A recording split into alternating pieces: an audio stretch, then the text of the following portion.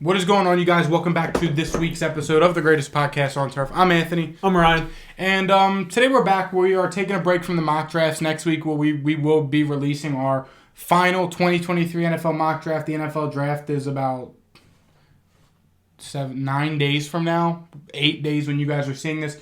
So it's coming up. So we have our final mock draft dropping next week and also our live first round NFL draft reactions. We will be back at our sponsor, Literally Pizza Shop, the best pizza and best cheesesteaks in the entire state of Delaware. Come in and show proof you're subscribed for a very generous discount. And if I'm there, I will buy your food if you show me or my father that you're subscribed. We'll be back there next week with our NFL draft live reactions video. That'll drop on Friday. Yeah, don't forget to like the video, subscribe to the channel if you're new. Today we are back with, this is kind of just going to be like one of our favorite episodes, kind of just talk, some NFL draft talk, but it's going to mostly focus on our positional rankings. If I had to guess, we put aside some of the deeper, more important position groups in the class, and we're just going to go through our rankings. We'll be releasing them on Instagram throughout this week, so follow us on Instagram and check it out. And I'd say to start us off, we got to start with quarterbacks. Do we have any NFL news to cover? Yes. Allen Robinson was traded. No. What do we have?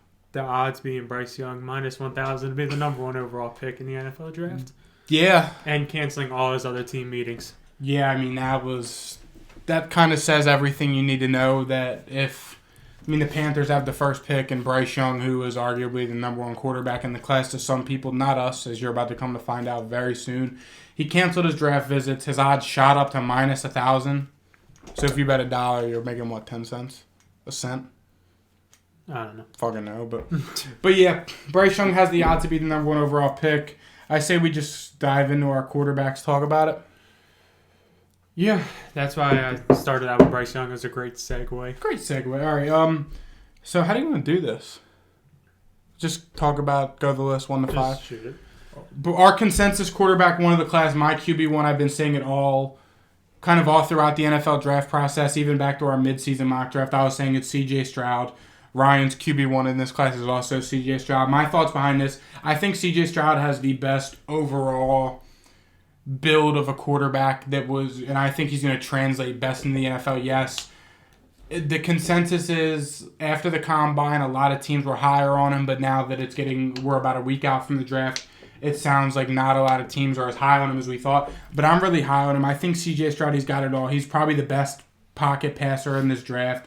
He's very accurate. He can throw the deep ball if he needs to. And the biggest thing is he's mobile. He didn't really show it until the national championship game or whatever it was. Was it the national championship?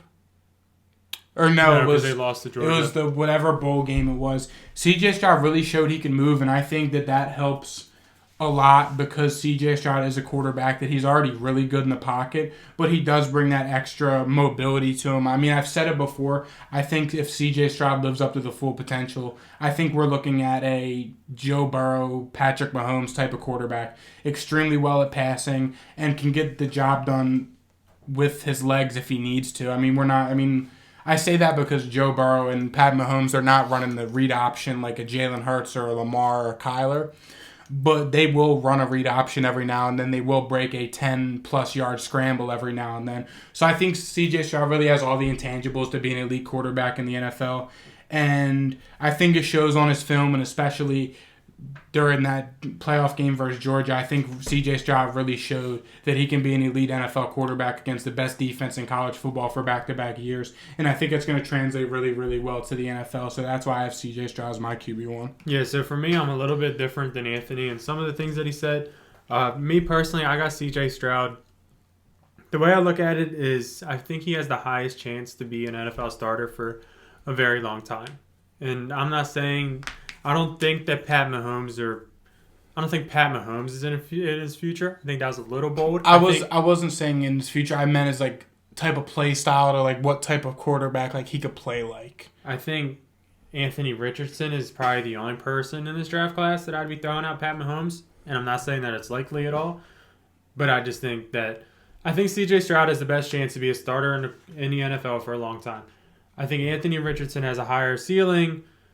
Also has a lower chance of being a starter for a long time, just because of the fact that he might not start at all. Yeah. So, in my opinion, C.J. Stroud is probably the safest pick. I think he is I mean, I feel like most realistic, if he works out, he's around Dak Prescott. I don't see him being much more than that. However, Dak Prescott is a top 10 quarterback in the NFL. He's not Mahomes, but he's solid. Yeah. And then for Anthony Richardson, I could see it being a complete waste of a pick. I could also see him being Pat Mahomes, Yeah. Cam Newton for that 1 year, Lamar Jackson, who's out of his damn mind, Yeah. Josh Allen, Yeah. like that. That's how I personally rank those two. And then the rest, in my opinion, don't matter too much, but that's just me. Yeah, and I'm segueing into that. Anthony Richardson was both of our QB2s. He's mine. He's Ryan's. Yes, he's a little raw, but I mean, if you watch the film when he's on, he's on. Didn't have much help with him in the offense, really, but he still shined. He's kind of a quarterback that can do it all. He can air the ball out. He can get it done with his legs. And I think in the right system, and maybe if he sat behind a veteran for a year, I think that would really help him a lot. I'm not expecting Ant Rich to come in, be a starter week 1, and just absolutely fucking kill it. I think I mean, anything can happen, but I feel like that's a little unrealistic just at the point of where he's at in terms of development. So that's why I say that. But yeah, Anthony Richardson's my QB2. Then the first difference on our list, our QB3. My QB3 is Will Levis. Ryan's QB3 is Bryce Young. I'll let you go ahead on the Bryce Young, and then I'll give mine, and then we can talk about Will Levis, because Will Levis was your QB4. Yeah, I don't think there's too much of a difference between these two. I'm not too high on either of these two. I think Bryce Young is a solid college quarterback who was in a absolutely amazing system, who was great in that system, put up extreme numbers, but I'm not sure that it's going to be such an easy ride for him in the NFL. I'm not sure that he has the intangibles in order to do it. He has the accuracy, and I do agree with that, but the size is a concern, obviously, and I'm not sure he has the arm strength to really do it. I'm not sure he's an NFL quarterback. Like, in my personal opinion, it's just kind of how I see it. I feel like he's a little bit weak, and it's going to hurt him down the road. Yeah, I mean, my whole thing with Bryce Young, I have him ranked QB4. Yes, as Ryan touched on, he had a good college career, but we see that with every Alabama quarterback. Mm-hmm. We saw Mac Jones have a great junk. Mac Jones. We saw Mac Jones have a good college career. Tua had a good college career, but I mean... Yeah, I mean, I feel like Bryce Young is literally just Tua. Yeah. And Tua needs to have... If Tua's right-handed, you're looking at Bryce Young. Yeah. I mean, my whole thing was, I just don't think Bryce Young... But yeah, my reasoning for having Bryce Young so low, I just really don't think he's going to translate well into the NFL. I mean, yes, there is not a large sample size of really undersized quarterbacks besides Kyler Murray, maybe. I mean, he's... Kyler Murray, like Drew Brees, Russell Wilson. Yeah, I mean, what? They're diamond in the rough. I mean, You don't see a quarterback who's really undersized every single year consistently out of the draft coming in and being good. I mean, yes, Drew Brees was good for what he did. Russell Wilson was good in Seattle, but we don't really know if he's good without Pete Carroll. And all these quarterbacks that we're mentioning are built, too. I mean, Drew Brees not necessarily, but Russell Wilson and Kyler Murray. I mean, I feel like Drew Brees he was a little stocky. But, I mean, Bryce Young is what? He measured, 5'10"? What were his measurements? Because it was the same as whatever Kyler measured at, and there's no way there's no way. The NFL is so weird because they'll take a bum quarterback that's 6'5", 230 before anything, and then they value this guy so high. This says 6 foot 194, 5'10", 204. I mean, that's very small, and I mean, for Bryce Young to have success, you're gonna have to he's gonna have to be protected. You don't want him running for his life. He's very small. You don't want that, and you don't want him taking hits. No. And that's a problem. I just don't think Bryce Young translates well into an NFL. Yes, I'm sure that this is a chance where I will eat my words and he'll end up being great, which is fine. I'll take that one. I'll take it to the chin, and I'll admit I was wrong because I can do that.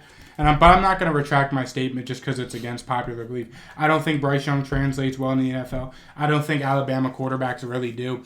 Yes, people are making the argument that he won the Heisman. Didn't he win the Heisman? He won the Heisman this year, right? And the Alabama team wasn't that good around him. It's still Alabama. Still Alabama. They're still It's always bringing Alabama. Yeah, just because they don't have Devontae Smith, Jalen Waddle, big name receivers, it's still Alabama. They still got that stud offensive line who dominates everybody. They still got Jahmyr Gibbs. And they still bring in the best players every single year.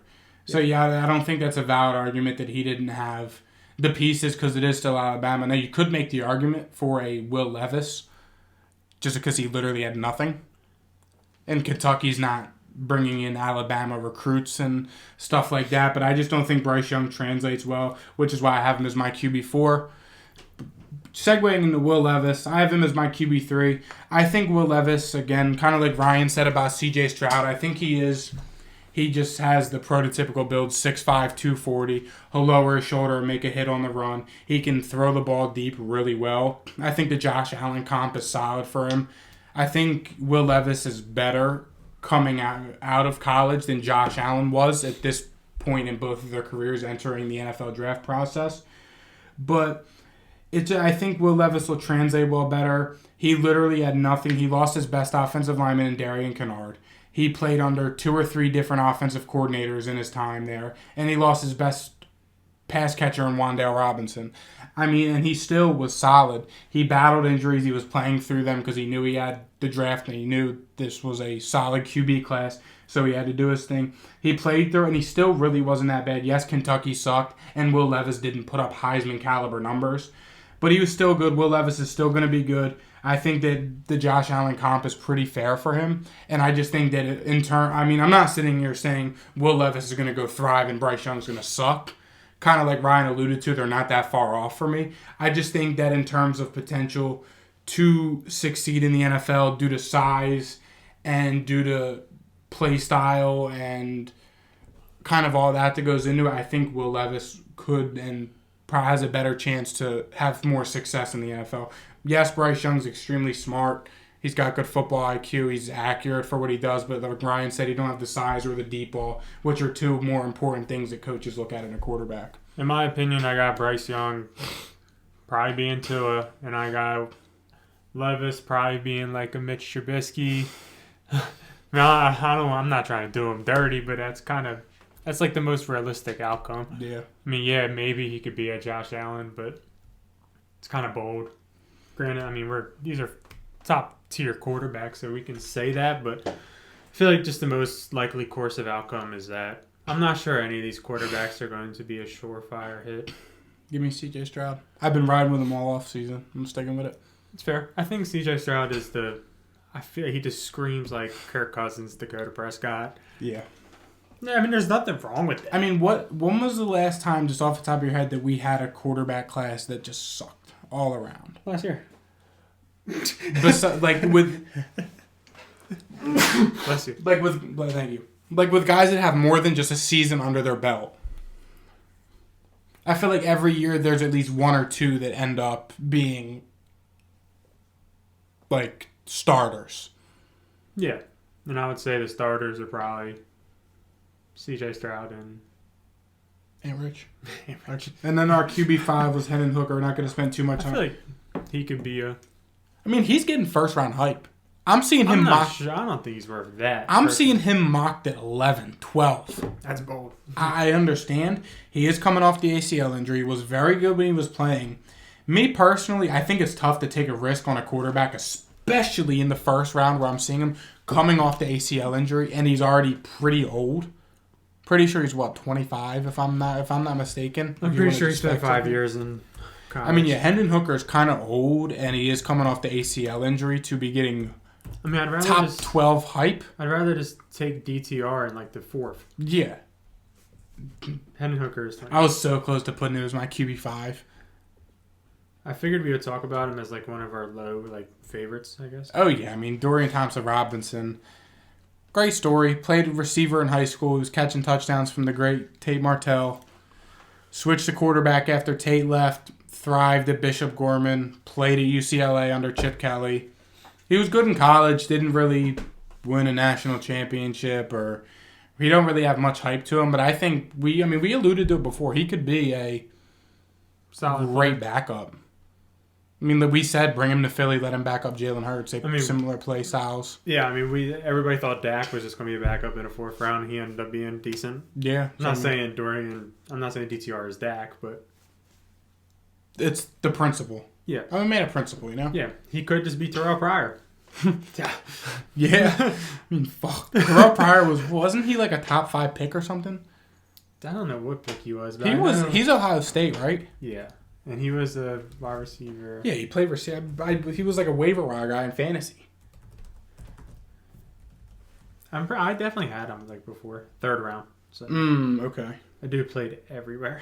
I mean, dude, he played for what? He was drafted to Seattle, right? No, he was drafted to Raiders, Oakland, Seattle, Kansas City, Bengals. I knew he was a Brown. He was a Brown. He was also a Redskin. Or a Commander. Sorry. Yeah. He was a Commander. Yeah. I mean, Terrell Pryor played everywhere. That motherfucker was big. Him and Madden, you just throw a jump ball to him. 6'4", 230. I mean, yeah. That's like, he could have played tight end. College guys that don't play anymore. Don't you remember? This is one of them. Yes. Terrell Pryor. Yeah. It's like, anyway, let's segue into the wide receiver room. I think number 1 is kind of easy. Jackson Smith and Jigba. Been saying it for a while. Guy was a stud. Best route runner in the class. Probably best overall receiver in the class.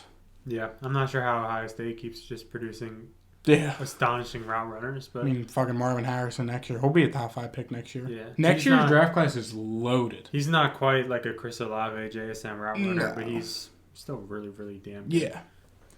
But, I mean, this receiver class really isn't like we've seen in the past. Now, granted, that's not saying much because the past few years of receiver classes have been... I'm a little disappointed with this class. Yeah. I would say that this class, I mean, I've been saying it kind of the whole process. This is a value class. A lot of teams are going to... After the top 15, I feel like it's going to be a lot of just go get your guy.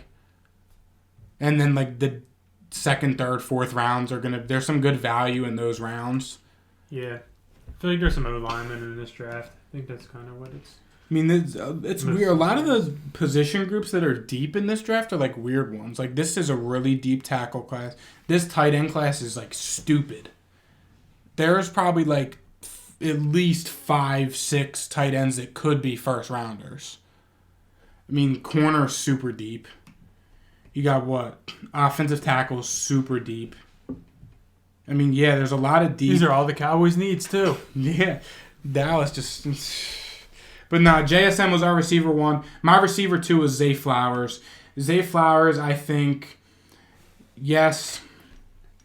There's a lot of ways you can look at this receiver class, and there's a lot of different, like, lists that I've heard and, like, who's receiver. It seems like the consensus receiver 1 is JSN. Yeah. And after him, it's kind of just, like, whoever. Like, whoever you like. I mean, a lot of people are high on Quentin Johnson. I know you're higher on him than me. Jordan Addison, a lot of people are high on. Jalen Hyatt even. But I like Zay Flowers a lot. He's a speed guy. He can play in the slot. But when he's in the slot, if he has a chance, if he is in a contested ball, he's not afraid to go make the play and try and jump for it. Yes, he is a little bit on the smaller side, but he plays like a big body receiver. He'll beat you downfield. He'll go up and get physical for a ball if he needs to. And I think that I was really, really half tempted to put Zay Flowers as my receiver 1, but I just think JSN is... I think he's kind of in a class of his own in this receiver class. So I have Zay Flowers as my receiver 2. Yeah, I mean, me personally, I got Quentin Johnson at number 2 just because of the fact that I think he has the highest, well, not highest, but I think he has a higher chance than the other guys in terms of being a starter alpha wide receiver in the NFL. I'm not sure Zay Flowers has that ability. I just don't envision Zay Flowers being a wide receiver 1 ever. Could be wrong, but I could see Quentin Johnson doing that. Even the numbers speak for themselves. I mean, averaged about 18 yards a catch in his last year at TCU. Granted, against Georgia, he didn't do too much. Nobody did really when it was 65-7. But against Michigan and whatever that bowl game was, 6 catches for 163 yards. That's on one of the biggest stages in America. So, I mean, you got to respect it. He has his 180-yard game, his 200-yard game, his 140-yard game in a championship. This guy has the potential to completely take over games. I'm not sure the other guys do, and that's why I slated him higher. I don't know if this is a reach, but I think Quinn Johnson's ceiling is like Mike Evans. I mean, I would take that though. Yeah. Mike Evans has been a solid. I would say his floor is Kenny Galladay. Yeah. So with Quinn Johnson, you're either getting Kenny Galladay or Mike Evans. What's and it going to be? Not Detroit Lions Kenny Galladay. No, we're talking New York Giant Kenny Galladay. Yeah. Kenny Galladay was a problem in Detroit. He was good. I don't even know why. Like, I guess him and Marvin Jones were just them. They had Matt Stafford. They had a good quarterback. Yeah. You got to think. Kenny Galladay went from Matt Stafford to Daniel Jones. Yeah, Theo Riddick. Yeah. And that supporting cast. Yeah, I mean, Christ. But yeah, with Quinn Johnson, I mean, yes, he does have his big games. He has shown some speed in some of the bigger plays he's made. But I just think that he leaves a lot to be desired in terms of his route running and his route tree. So, I mean, that's how I look at it anyway. I had Quinn Johnson as my receiver 4. You had him as your receiver 2. Ryan's receiver 3 was also Zay Flowers, who we kind of touched on. So, this was probably our most different list, I feel like. I mean, my receiver 3 was your 4. Our receiver 5s weren't even on each other's lists. But I'll move on. We already talked about the top 3, Zay Flowers, Quinn Johnson, and Jackson Smith and Jigba. My receiver 3 was Jordan Addison. Jordan Addison was Ryan's receiver 4. Jordan Addison was... What the hell happened? Yeah. Guy was a stud at Pitt, transferred to USC, was a stud with Caleb, went to the combine and was not fast. No. Didn't he, with Jordan Addison, I think that he plays faster than his 40. And I don't think that's saying much because didn't he run like a 4.5? Yeah. And he's small. Yes, he doesn't have the size, but I think he plays faster than he is because Jordan Addison is not a 4.5. I don't know what the hell happened, but I just know Jordan Addison's not a 4.5. I think Jordan Addison can go and right off the bat be a great receiver too. I don't think he's going to come in immediately and be that NFL receiver 1, elite wide receiver like we've seen come out just because he does lack in size. And if the speed does carry over and I'm just a jackass, that's also going to be a problem. But I don't know. It's tough with some of these receivers just because there's not really the sure lock receiver 1 like we're used to. I mean, with who was the receiver 1? I mean, last year Olave and Garrett Wilson. The year before that was Devontae, Waddle, Jamar. The year before that was Jay Jettis. Who else was that receiver class? CD, Justin Jefferson. They weren't Jerry even the Jeudy. first ones. They were the last ones. Yeah, it was like CD was like. I mean, that receiver class on paper could have been one of the best ever. Ruggs, Judy, CD, Jay Jettis. Probably more. Yeah, I mean, and this class doesn't really have that, so it's kind of tough to talk about and compare and evaluate these guys. But I think everyone's receivers are different. I just have Jordan Addison 3 just because he did lack the speed at the combine, and he is a little undersized for more of a NFL receiver that a lot of teams like lately, I guess. Not everyone that's small and fast is going to be Tyreek Hill, and I think that's something we're starting to see more and more of. So that's kind of why I had Jordan Addison at 3. I think it's fair for him. I think he's about middle of the top 5 in terms of receivers. I guess jumping to our number 5s that are different. I took Josh Downs as my number 5, and that's no disrespect to Jalen Hyatt, but I personally think he's a one-trick pony a little bit. Yeah. And Josh Downs, in my opinion, is a little bit different. I know that he is a slot receiver, so that kind of brings you down a little bit. However, I think his athleticism speaks volumes.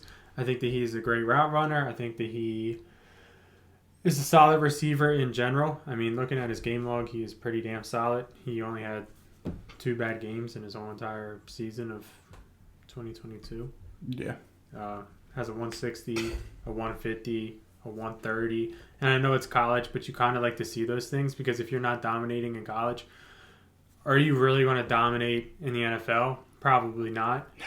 So it's really like if you don't dominate in college, you're probably going to suck. But if you do dominate in college, it doesn't necessarily mean you're going to be good. It just helps you out a little bit. Yeah. Just like Jalen Rager. He sucked in college and he sucked in the NFL. But if you look at Josh Downs, he hasn't sucked.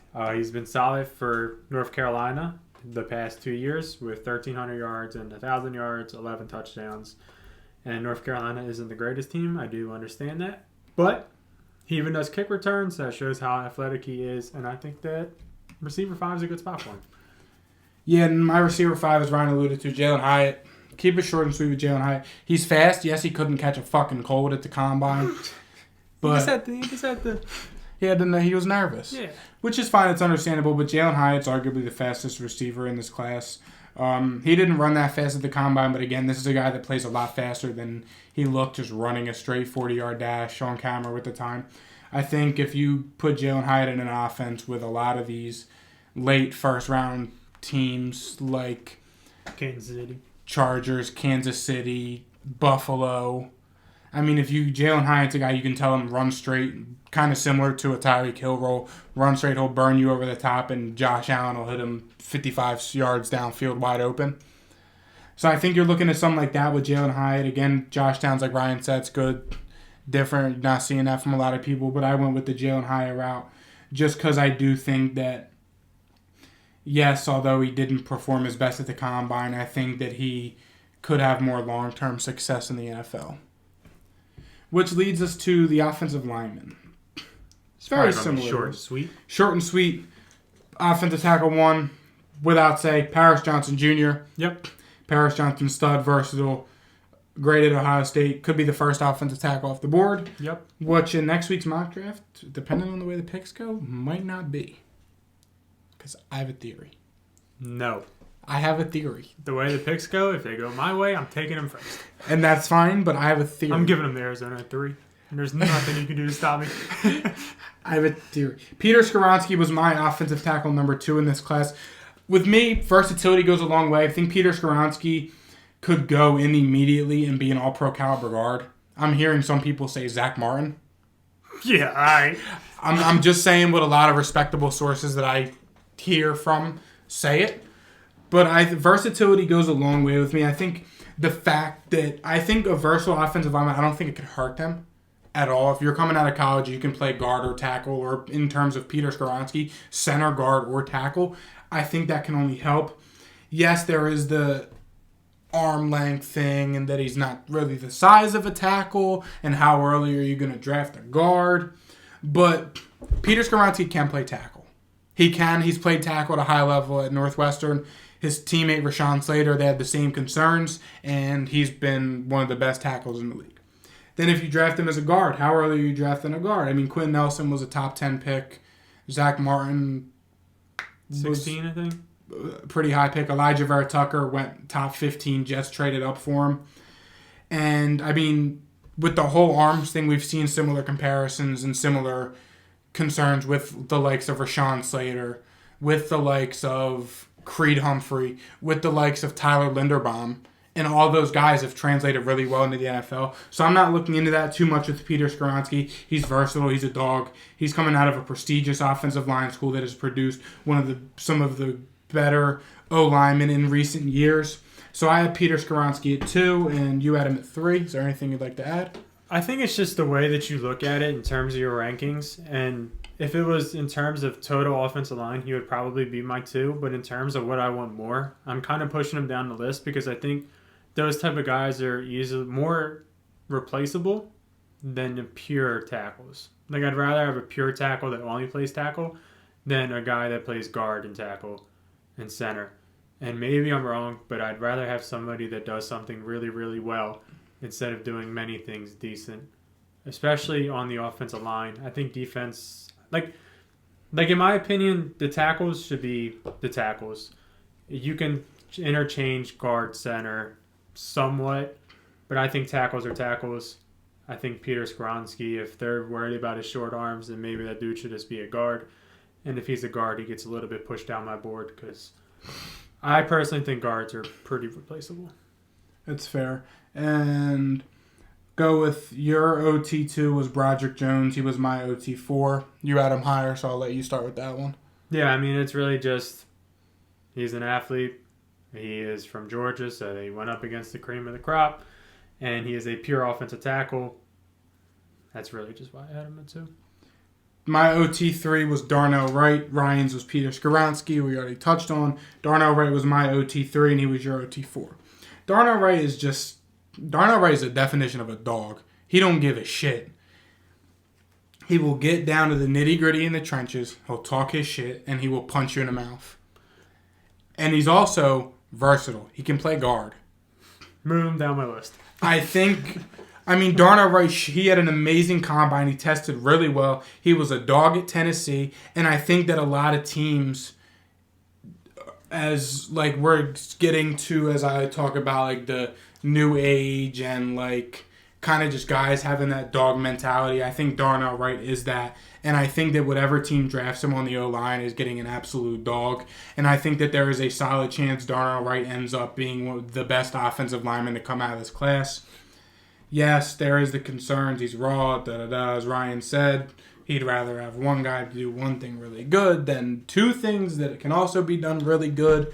So it's just, you look at it how you want, but I think Darnell Wright, I think he's a savage, and I really like Darnell Wright as a prospect. I like him on the field, and I like him off the field because he don't give a shit. Yeah, in my opinion, I think all these tackles can be the best linemen in the draft, especially the next guy. This is a really, really good tackle class. Yeah, especially the next guy we're going to talk about is DeJuan Jones. I'm pretty sure you both had him at 5. I know I did. No, Anton Harrison. Oh. DeJuan Jones wasn't.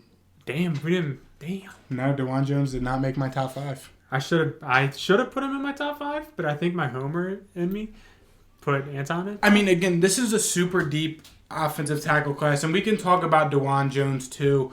I think there is an argument that all 6 of the top offensive tackles could be the best. I mean, there's just there's a whole lot of athleticism.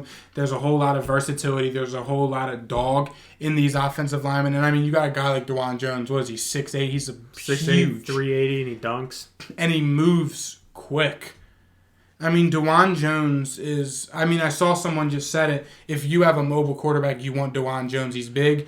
He'll protect. He'll take up space, and he can move super duper fast. Yeah. But in terms of my OT4 is Broderick Jones. We kind of already touched on him. Higher on him, he's an athlete. I have a few of the guys ahead of him. And then our OT5 was Anton Harrison, Boomer Sooner. Was just the homer in me. He also tested really, really well at the combine. Again, it's nothing against DeJuan Jones. I just think Anton Harrison is more of a plug-and-play starter over a DeJuan Jones, who some of the scouts, they think he's a little raw still, this, that, and the other. They're both, again, it's tough. I think there's 6 first-round pick offensive tackles here, so. Yeah, I mean, it's tough to narrow it down to just 5, but we went with the Anton Harrison train on that one. Which is fair. Boomer Sooner. Yeah. We'd be fake fans, according to some, if we didn't. Gotta respect us for it. Gotta respect it. Defensive line rankings. Our lists were pretty much the same for this. Keep it short and sweet. Will Anderson was our 1. Yep. Jalen Carter was my 2 and Ryan's 3. Ryan's 2 was Tyree Wilson, and mine, Tyree Wilson, was 3. Both of our 4s were Nolan Smith, and both of our 5s were Miles Murphy. So I guess I'll just explain why I have Tyree Wilson over Jalen Carter, and it's kind of simple. I'd rather have an edge. I know Jalen Carter can do both, but I'd rather have a pure edge. And I also think that Jalen Carter's issues off the field need to be accounted for in terms of looking at him as a player, because that counts too. So I moved him down to 3. It's not like it's a big difference. I'm still taking him in the damn top 10. You're punishing this guy and you don't even know him. Yeah. Yeah. I mean, he's not even interviewing teams past top 10. I don't know. Deion did it. Yeah, but Deion's Deion. It's fair. It worked for Deion, so we can't say anything about it. That's fair. We don't know if it's going to work for this clown. I got him beating your ass, though, so what about he definitely is. I got him beat. He definitely is. I had Jalen Carter at 2 just because I think Jalen Carter could come in and be a difference maker, be an Aaron Donald type. I think he can come and wreak havoc in the middle of a defense. Yes, Tyree Wilson is edge, and that you could argue that it is more important. Tyree Wilson can also do both. So I kind of do have it on the pedestal. I just think overall Jalen Carter is a lot more overall talented at what he does than what Tyree Wilson does off the edge. Some people have been arguing Tyree Wilson only has one. I just realized a big-ass mess up, and I'm going to have to remake this whole thing and change it. My side Tyree Wilson is Willson. And I don't have the template because I use the template for all of them, and I just went through. Nice. Yeah. Fuck. I'm sending them to you. I'm probably didn't even look at them. I looked at them, but I didn't read names. Probably should have. Shit. But yeah, Tyree Wilson, some people argue, as I was saying, that there's really only one good year of tape from him and that he was extremely raw in the years past. But that's kind of normal. They say that every single. They say that all the And time. again, me having Tyree Wilson 3 is not a knock to him at all. I just like Jalen Carter higher than him just because I think that year one, game one, Jalen Carter could have more impact for a defense than Tyree Wilson will. And I also would like to point out the argument that it's harder to come by an elite defensive tackle than a super duper elite edge rusher. How often? I'm not saying Jalen Carter is going to be Aaron Donald, but how often are you getting an Aaron Donald? But at the same time, you could say, is that just because defensive tackles are not that elite? Yes and no. Teams could probably get away with decent defensive tackles as long as they have great edge rushers? Not necessarily, because you look at the Chargers. Chargers just suck. But the Niners, they have just good defensive tackles. Yeah. I feel like defensive tackles are easily replaceable, but you might be right about elite terms. Yeah. Then Nolan Smith at the 4. We both had at the 4 hole. Just an athletic monster, super fast. He can play on the ball. He can play off the ball. He can rush off the edge. Then Myles Murphy, a guy that's became slightly underrated. I feel like during the draft process, he's dropped a lot. Myles Murphy's just a big athletic freak. Yes, his film this past season left a lot to be desired, but I'm not looking too much into it. I think Myles Murphy will come into the league and be just fine. Then a guy who we left off the list, Lucas Van Ness. Figure we should touch on him. I think he's extremely overrated. Guy barely has one full year of... He was a rotational pass rusher at Iowa, and he's really just a power rusher. Doesn't have a lot in his move arsenal. I think he's became extremely overrated, and I guess a lot of teams nowadays are starting to value size and potential. Yeah, he's 6'5", 264. That's literally all it is. Yeah, guy that barely has one... this was his first full year getting time, and he was a rotation guy. That's all it is. He didn't play majority of the snaps. Is the fact that he's, 6'5", 245? 274. That's literally it. With him, I think he's overrated. And I don't think he's really on anything, to be honest. Respectfully to him. Then to wrap it up, we got the cornerback room. Our lists were pretty much identical. I guess we'll just go down the list before we wrap this one up. Christian Gonzalez was our consensus CB1. This cornerback class is so fucking good. This is such a good cornerback class. I think with the top 3 corners, with our top 3 corners, and almost any other year, these guys are CB1s. Probably, yes. Joey Porter might be, too. Yeah. But he's definitely 1, too. Yeah, this class, you have 3 Sherlock cornerback ones, in my opinion. Yeah. Christian Gonzalez, athletic guy. He can play in the press man coverage. He can play the zone. He's got the big prototypical corner frame. He'll play in the press. He'll do his thing. He can go up, make good decisions with jumping for a ball and stuff like that. And I've been saying I think Christian Gonzalez could be an all-rookie team year one, all-pro type numbers. I think he's going to be that good. And that's why I have him as my CB1. Yeah, I had him as my CB1 too. Going to number 2, Devin Witherspoon. The only thing that's holding this guy back from being corner 1 is his size. He's a little bit undersized in terms of being the top corner, but this dude is an absolute dog. He's very confident. He has the exact perfect traits to be a starting corner in the NFL. He has that Jalen Ramsey type, Deion Sanders type. So he'll talk his shit and he'll lock you the fuck up. Yeah, and that's what you want. That's what you want in a corner. Yeah. I don't know why it translates so well with corners, but if you have that attitude, you're usually a good corner. And it works. Yeah. Yeah. Unless you're Eli Apple, then you just suck. Well, because he's just a jackass. CB3, Joey Porter Jr., father of Joey Porter, or son of Joey Porter. Yes. And future Steeler. And future Steeler. It's the storyline's there. They're getting Joey Porter at 17 and DeJuan Jones at 31, and they had the best draft. Yeah. Yeah. Sure. My CB4, Emmanuel Forbes. This is probably going to be a shock to some people due to the fact that he's only 165 pounds. That's why you didn't make my list. Yes, there is that, but I think that his speed and his on and off ball defense kind of makes up for it. He's going to get to the NFL. I'm sure he'll put some weight on. I'm not saying Emmanuel Forbes is going to go in the first round because I doubt it. But I think in terms of talent and overall potential and how well he's going to translate, I think it's fine. I think Emmanuel Forbes will be all right. Yes, the weight concerns are there, but, I mean, I'm really not looking too much into that a whole lot, especially at the corner position. Worst case scenario, you grab him in the second, third round, and he's an elite slot corner, in my opinion. Your CB4 and my CB5, Deonte Banks. Yeah, Take it away. he has the size that Emmanuel Forbes doesn't. 6 foot, about 200. Did great in Maryland. His tape looks very good. I'm not sure that he has the top tier corner potential, but I think he could be a solid corner in the NFL. A very solid CB2, a weak CB1, and I think he could be a starter for a pretty good amount of time. His athleticism is all right. Pretty explosive. You said what? His athleticism is what? It's all right. Explosive. Wait, test well? I mean, teams are loving him because of how athletic he is. I mean, I'm not like sitting here trying to argue or like coming for being crazy. I'm just throwing it. I mean, Deonte Banks. That's kind of how he shot up so much is he tested fucking super well. And like we talked about with the traits and the size and the potential, teams are loving the potential and athleticism. Yes, he may not be the most polished prospect. He's not a Devin Witherspoon or Christian Gonzalez, but that's not saying much. But he is athletic enough, and I think a lot of teams in the first round are going to be willing to bank on his athleticism and try and mold him into an elite corner. And then you had Cam Smith as your CB5.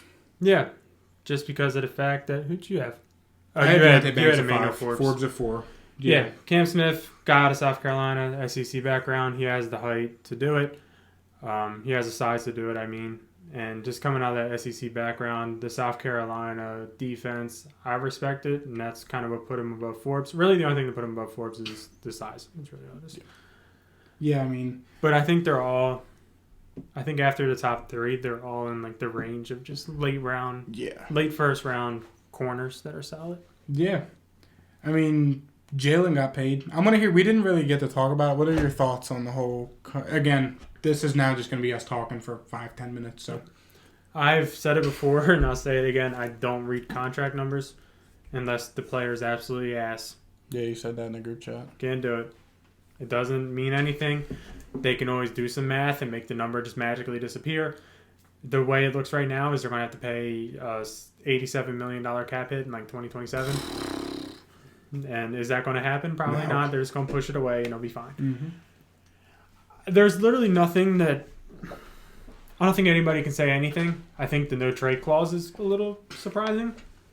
I respect it. I don't think that they will trade him, but I think that it's cool to see, I guess. Yeah. They trade away Carson Wentz. They can't trade away Jalen Hurts. They got to keep him. So that's a little bit surprising. I think it was a good move for Philly. You kind of have to. And like they say, he's getting paid more than Mahomes now. Well, guess what? The next quarterback that's going to get paid is going to get paid more than Mahomes too. Yeah. It's literally just how it works. I mean, all the quarterbacks that aren't paid yet won. Lamar won. Ravens offered him $2 million guaranteed the next day. Yeah. Justin Herbert probably going to win. Joe Burrow definitely going to win. The quarterbacks are winning. The teams are losing. Probably will win. Yes. We say it all the time. You can't. Deshaun Watson fucked every NFL owner. And the Cleveland Browns did, giving him $260 million guaranteed. Because everyone saw the guaranteed 200 plus. They're like, oh. Especially being Watson. Like, if it was Mahomes that got $250 guaranteed, okay, it's one thing.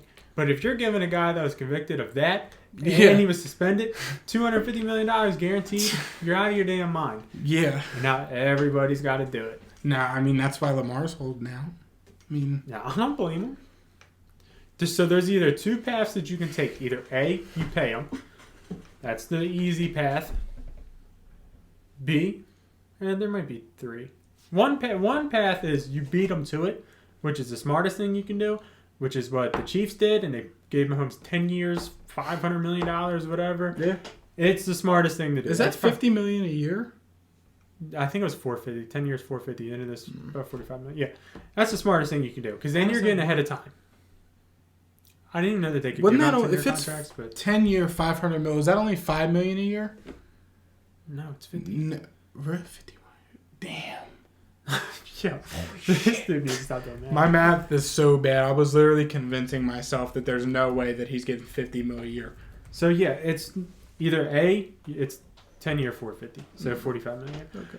So either A, you beat them to it. That's the smartest thing you can do. That's what we've been preaching. That's what the Chiefs did, and they're smart for it, and it's going to work. Yes. It's hard to do that because you don't know if they're really franchise quarterback material. Mahomes, you know. Burrow, you know. Allen, you know. Those are the kind of guys you do it with. The next thing you can do is just pay them whatever the hell they want and be in the boat with the rest of them. Yep. The last thing you can do is be like the Niners. It works. You just don't pay your quarterback. You get a new one every about 4 or 5 years. You have a super team and you just hope that you get there. Granted, it has worked before. It will work again. But it's pretty hard to do. You need to be very good at scouting, coaching, developing. You need to get a quarterback in the late rounds that can be Kirk Cousins and get you to a Super Bowl like that. Yeah. It's tough, though. I mean, it's the quarterback, the whole contract market's so weird. Yeah. Players are getting paid a shit ton of money now. And, like, we're looking at these contracts being like, how the hell do they do it? But then they just keep coming. And It's then turning the new into norm. baseball where salary cap just isn't a fucking thing. But it is, because it's enforced in the NFL. Baseball, you can just pay a tax and you're fine. Yeah, it's... NFL, you have to somehow do it. Somehow you squeeze it under there. I don't know how they do it. I mean, a lot of these teams, especially with these big-ass contracts, are going to be fucked. I'm waiting for one team to like do the math wrong and just realize they have no money. That's what's going to happen because everyone's just backloading money. And every year, it's like... It feels like they're going to be okay, though. It's like someone gets paid 1 year. The next year, they're restructuring contracts, adding more to a signing bonus, and just backloading the salary. I mean... I don't remember who it was, but I mean, we're seeing it in baseball. Like, I mean, we're seeing it in all sports. Athletes are retiring and still getting paid. Yeah. I mean, Drew Brees retired, and he was, I think, at least 2 more years left the Saints had to pay him. You know when you, like, build a super team on 2K, and then the next year you can't afford to pay anybody, and you lose your whole team? That's what's going to happen.